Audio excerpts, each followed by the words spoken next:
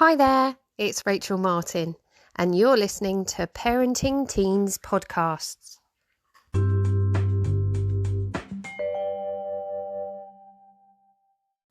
To nag or not to nag? That's the question on every parent's lips, especially when it comes to exam time. So today I want to focus on the nag for revision around exams. It's a really confusing time for everyone. There's mixed thoughts, added pressure, and expectations simply flying all over the place. And that's for your teen and you as well. So teens can really struggle at this time. Everyone, everywhere in their world, and I really do mean everywhere, is telling them the importance of study, how important it is to make sure they're revising. This is the most important time of their life so far, and it's going to set them up to win or fail. There's teachers, friends, social media, and even the news are covering stuff on it. And no doubt your teen's feeling it at home too. So let's get to the point. What do you do about it as a parent? Do you nag them to study, or do you leave it to them? But that's going to potentially risk failure, and I'm pretty sure that's something you're highly worried about. I mean, all you want for them is to do the best that they can. So why on earth does it seem to be so hard to get that across? Well, because it is. Because you want it. Teachers want it. They want it too. Their friends want to prove that they're better than them, or sometimes it's even worse, and they actually really do care, but their friends are all pretending that they don't. So they have to hide this fact from their friends, and this just adds more confusion to the whole sense of what on earth is going on. But one thing I can promise you is that they do all care about this. They didn't do all these years of learning to just chuck it all out the window at the last hurdle. And I know it may really seem like they don't give a rat's ass, but it's more likely to be something around the fact that it's just easier to play the card that they don't care than have to actually admit that they're overwhelmed by all of this. So back to the point. As a parent, what is it you do? Well, you know I always see teens as very different. So what I'm going to do is give a couple of ideas so you can just take what you feel fits, what fits them and what will fit you. So the first question I get asked is around the constant nag, and I emphasise the word constant.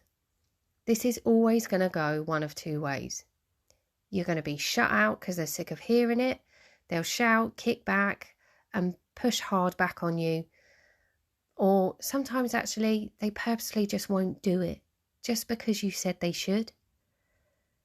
The key is here that you push what you think should happen.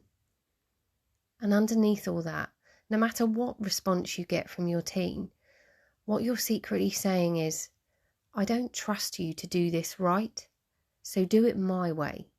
You're wrong, I'm right. Now, you don't need to be a genius parent to guess why that goes down quicker than a lead balloon. So here's the twist. Ask them. Ask them what they're doing. Do they think it's enough? Can you help make it easier? Then you sit back, you listen, and you leave it with what they've said they're going to do. Now, by all means, I'm not saying just sit back and agree that this is okay. You're more than welcome to add in are you sure that's going to be enough to get what you want? Could you maybe squeeze one more science hour in there, as I know it's something that you really do find hard to remember? But take their answer and leave them with it. Why do I say this? Because if you push for your way, I promise, no matter what happens, this is going to fall back to your feet. My parents pushed me too hard. My parents didn't push me enough. They didn't support me at all. Now the lesson that they've learned is that this happened because of others. That is not what you want for your teen. Apart from getting good grades, exams show your teen the life skill of doing something that they don't like for a long-term win. It's a classic long-term gain, and teens really thrive on quick, instant reward. I can almost hear you laughing as you hear me say it. And exams are so far from this, and it's why they really struggle with motivation when it comes to applying themselves. You want your teen to look back and see how they did this for themselves, with your support, not nagging. So some other things that can help are incentives. I know, bit controversial, but you can't get away from the fact that 70% of humans will undertake a task they don't like if there's a reward that they do. So use this to your advantage, but reward their effort, their short-term wins, and let them see how it is worth it for them to at least try. Some teens that I've found have also really struggled with finding the important information in a long text. So ask them, would it help if you made their flashcards for them? Now I know this might put you into panic as you don't know the ins and outs of chemistry, but I assure you, you'll be able to pick some themes out of the text. And let's be brutal, if they can't do it, and you don't ask if you can help, absolutely nothing's going to get done with that text anyway. So anything you can help them with is going to be better than where you're at. Another thing they struggle with is the idea of having to retain so much information. So if you try and reframe revision from trying to store 1,000,001 bits of info, and actually just to try to remember 3 things about the subject. Revising 4 years of information is like a mountain, and that's scary. So break it down for them. Now hopefully you'll have some teachers who'll be absolutely great at doing this for your teen, but I can almost guarantee that some really won't be so helpful. So get it down into little challenges.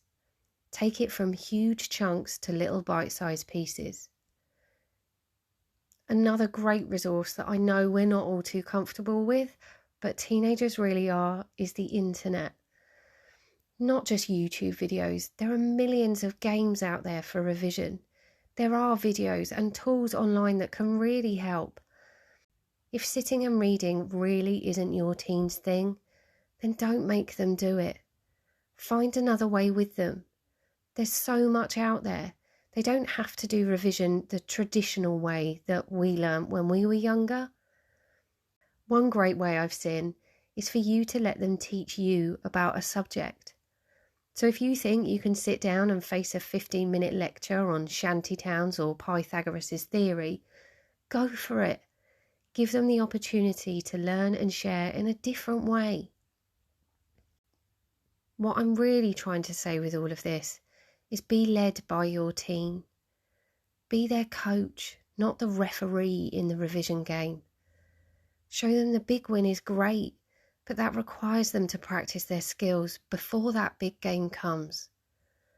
Practice and notice the little skills that they try out, and show them the game isn't just won by luck on that day. They show up to practice, they try the hardest that they can, and that's all that they can do. You come in as coach and provide the equipment, the environment to train, and you give them the encouragement to keep them coming back to training. I hope all of this makes sense and sparks some ideas in you. You know how I love a bit of a metaphor to help reframe it in a different way for you. This genuinely is a really stressful time for them.